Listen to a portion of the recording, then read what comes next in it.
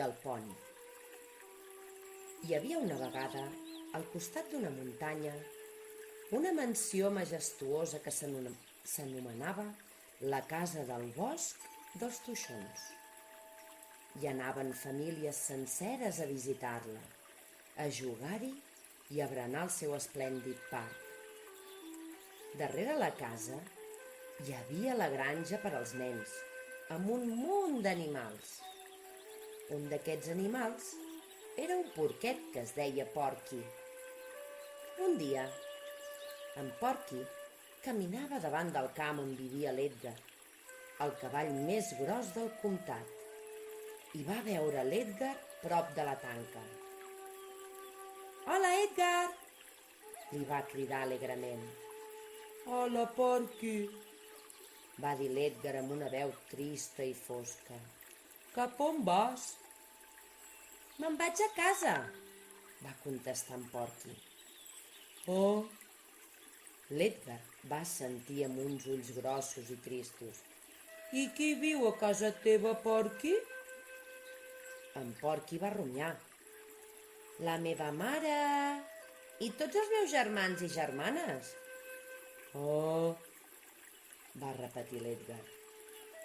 «La teva mare i tots els teus germans i germanes?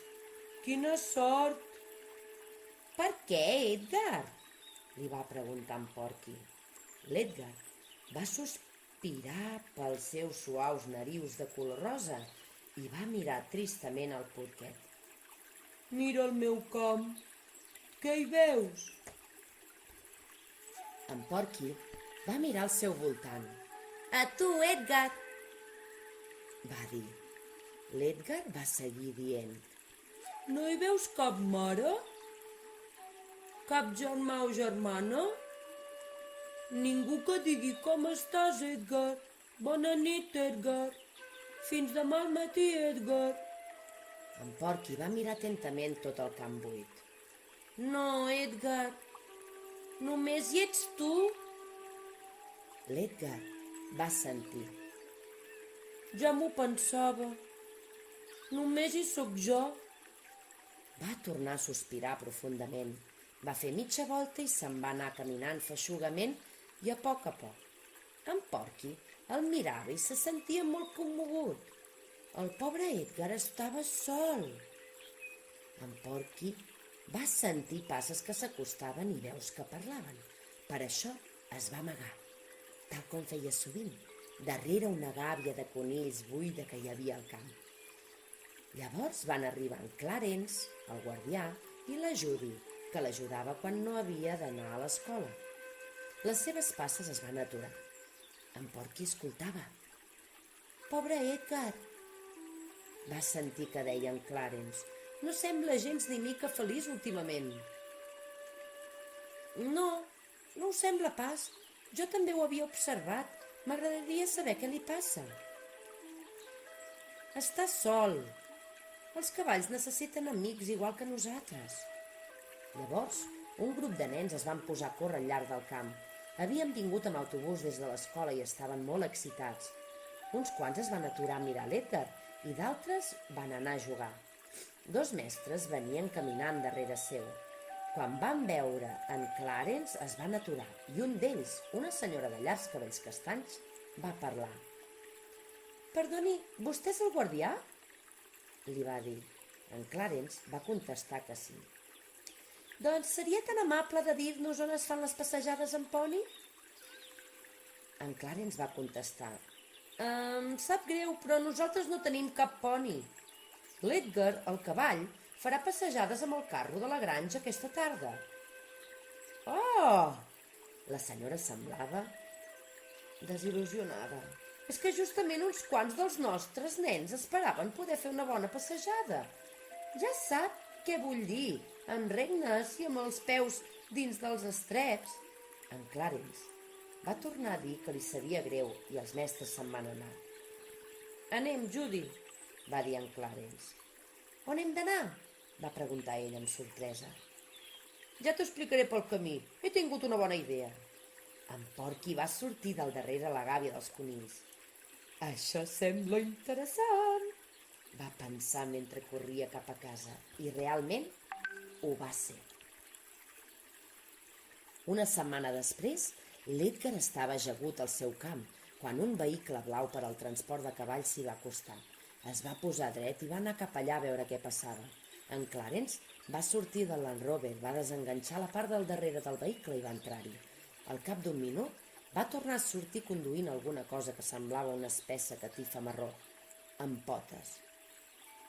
Aquí el tens, Edgar. Aquest és en Sherlock. És un poni escocès i ha vingut per portar a passejar els nens. En Clarence se'n va anar amb el vehicle. L'Edgar i la catifa marró es van mirar l'un a l'altre. L'Edgar li va fer una llarga i profunda ensumada.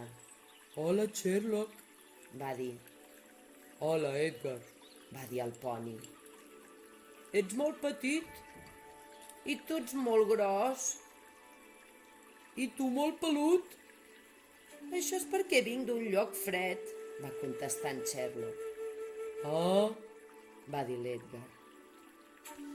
«Com si està aquí i són amables?», va preguntar en Sherlock. «I tant, molt amables». «Però suposo que no seran amables amb mi, no?». «Per què no?». «Tinc un problema». «Oh, no! Quin problema?». El Sherlock va seguir dient amb una veu molt baixa. «S'anomena créixer poc. Tothom ho deia quan parlaven de mi a la meva última casa. Tothom deia: aquest poni tan bonic, quina llàstima que hagi crescut poc». L'Edgar li va donar una suau empenta amb el nas. «Això no és cap problema». «No?». «No, gens ni mica.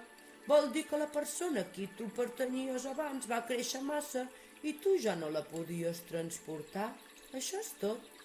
En Sherlock el va mirar ple d'admiració. «Oh, Edgar, gràcies, tu ets molt intel·ligent». «Bé, en sóc una mica només».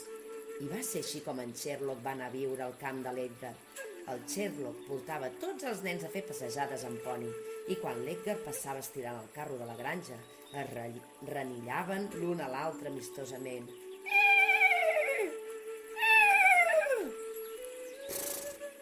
I al vespre, quan ja els havien tret els arreus, podien sopar junts i estar-se al camp l'un al costat de l'altre. Una nit, quan el porqui se n'anava a casa, va sentir que el Sherlock i l'Edgar parlaven a l'estable. «Bona nit, Edgar». «Bona nit, Sherlock». «Fins demà al matí». «Sí, fins demà al matí, Sherlock». I el porqui es va posar molt content perquè el seu amable amic Edgar ja no estava sol. Vet aquí un gos, vet aquí un gat, aquest conte s'ha acabat. Vet aquí un gat, vet aquí un gos, aquest conte ja s'ha fos.